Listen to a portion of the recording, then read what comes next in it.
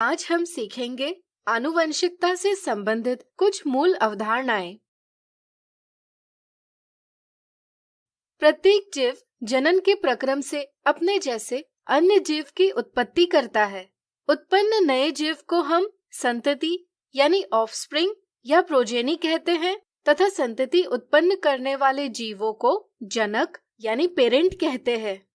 दिखने में संतति अपने जनक से मेल खाती है, लेकिन वह पूर्ण रूप से जनक की सत्य प्रतिलिपि नहीं होती। जब हम संतति और जनक के समान होने की बात करते हैं, तो इसका अर्थ हम उन विशेषताओं की बात करते हैं जो जनक और संतति में समान है। दिखाई देने वाली विभिन्न विशेषताओं को हम लक्षण यानी ट्रेट कहते हैं। जैसे मानव के संदर्भ में ये सभी लक्षण हैं। जनन के प्रक्रम में युग्मकों के माध्यम से इन लक्षणों को एक पीढ़ी से अगली पीढ़ी में पहुंचाया जाता है। विभिन्न लक्षणों का जनक से संतति में पारगमन यानी ट्रांसफर आनुवंशिकता यानी हेरिडिटी कहलाता है। अन्य शब्दों में एक पीढ़ी के लक्षण दूसरी पीढ़ी को वंशानुगत यानी इनहेरिट होने को ही हम आनुवंशिकता कहते हैं। यदि हम किसी स्पीशीज की समष्टि के जीवों को देखें, तो वे एक जैसे दिखाई नहीं देते।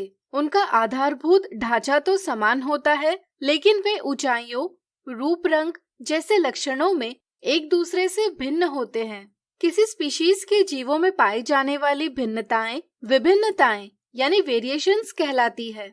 पीढ़ी दर पीढ़ी विभिन्नताओं का भी संचयन होता है।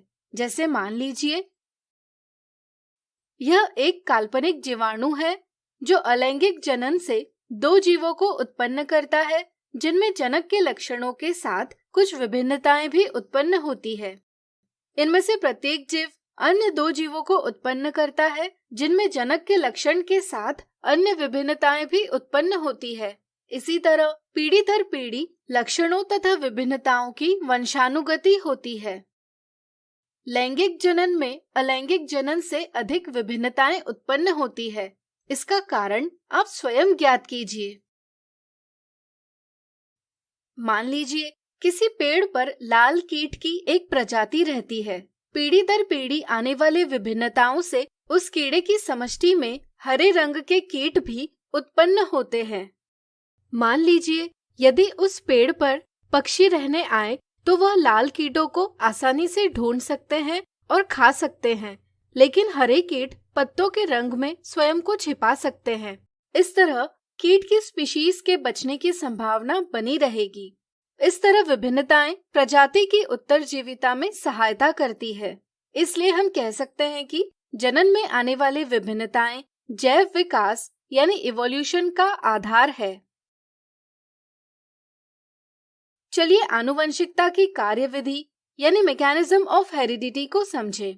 जीवों का शरीर कोशिकाओं से बना होता है। कोशिकाओं के केंद्रक में डीएनए होता है। जिस प्रकार रसोई की किताब भोजन बनाने की सूचना का स्रोत होती है, उसी प्रकार डीएनए प्रोटीन संश्लेषण की सूचना का स्रोत होता है।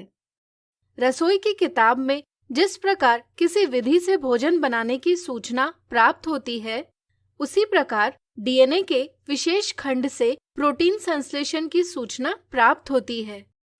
इस खंड को हम उस प्रोटीन का जीन कहते हैं तथा इसमें निहित सूचना को आनुवंशिक कूट यानी हेरिडिटरी कोड कहते हैं।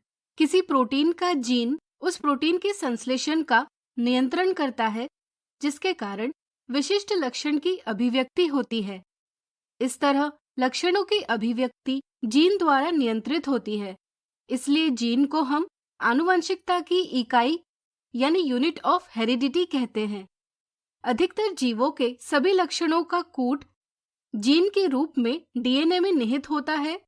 इसलिए जनन के दौरान डीएनए के स्थानांतरण से एक पीढ़ी के लक्षणों को दूसरी पीढ़ी में पहुंचाया जाता है। इसलिए हम डीएनए को आनुवंशिक पदार्थ यानी हेरिडिटरी मटेरियल कहते हैं। कोशिका में डीएनए कुछ अन्य पदार्थों के साथ मिलकर पतली लंबी सूत्र रूपी संरचना बनाते हैं। इसे हम गुणसूत्र यानी क्रोमोसोम कहते हैं। चूंकि जीन डीएनए का खंड है, इसलिए वे गुणसूत्र के विशेष स्थान पर पाए जाते हैं। कोशिका में गुणसूत्र अत्यधिक संघनित होते हैं, जिससे केंद्रक बनता है। किसी जीन के भिन्न रूप हो सकते हैं जो भिन्न लक्षणों का नियंत्रण करते हैं। एक ही जीन के विभिन्न रूपों को हम युग्म विकल्पी या एलील कहते हैं। जैसे ऊंचाई के लक्षण के लिए लंबाई यानी टॉल का जीन और बौनेपन यानी ड्वार्फ का जीन एलील है। आनुवंशिकता को समझने के लिए इन्हें हम अक्षरों में दर्शाते हैं। यहाँ लंबाई और बौनापन किसी जीन के भिन्न लक्षण हैं।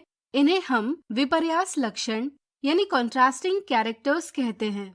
किसी जीव में युग्म विकल्पी समान हो सकते हैं या भिन्न भी हो सकते हैं। ऐसे जीव जिसमें एक लक्षण के लिए समान युग्म विकल्पी होते हैं समयुग्मजी यानी होमोजाइगस कहलाते हैं, तथा ऐसे जीव जिसमें एक लक्षण के लिए भिन्न युग्म विकल्पी होते हैं विषम युग्मजी यानी हेटेरोजाइगस कहलाते हैं। ध्यान रहे, विज्ञान की वह शाखा जिसके अंतर्गत हम जीन, विभिन्नता तथा आनुवंशिकता का अध्ययन करते हैं, आनुवंशिकी यानी जेनेटिक्स कहलाता है। तो आज हमने सीखा आनुवंशिकता से संबंधित कुछ मूल अवधारणाएं।